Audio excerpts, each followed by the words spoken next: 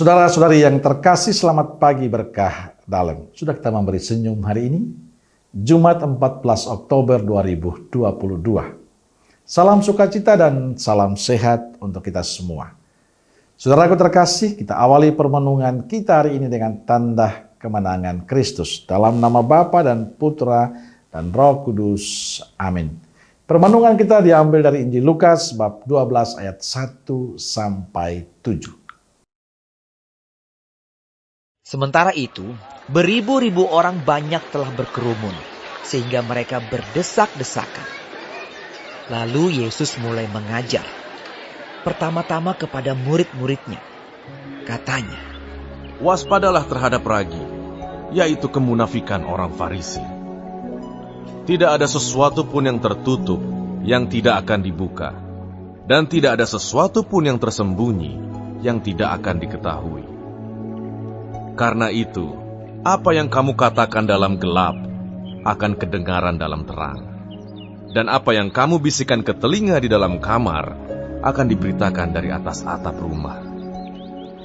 Aku berkata kepadamu, hai sahabat-sahabatku, janganlah kamu takut terhadap mereka yang dapat membunuh tubuh dan kemudian tidak dapat berbuat apa-apa lagi.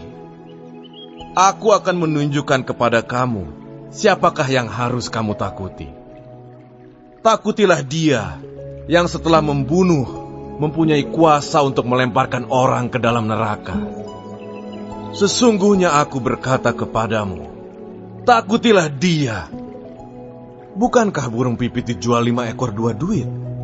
Sungguh pun demikian, tidak seekor pun daripadanya yang dilupakan Allah.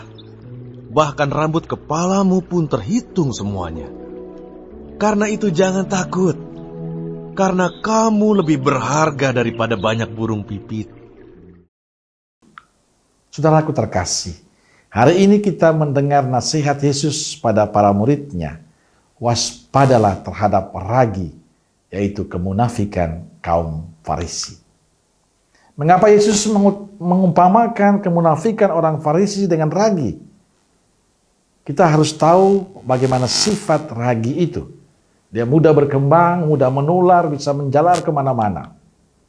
Yesus memberikan perumpamaan tentang ragi karena melihat orang Farisi sebagai tokoh, sebagai pemimpin.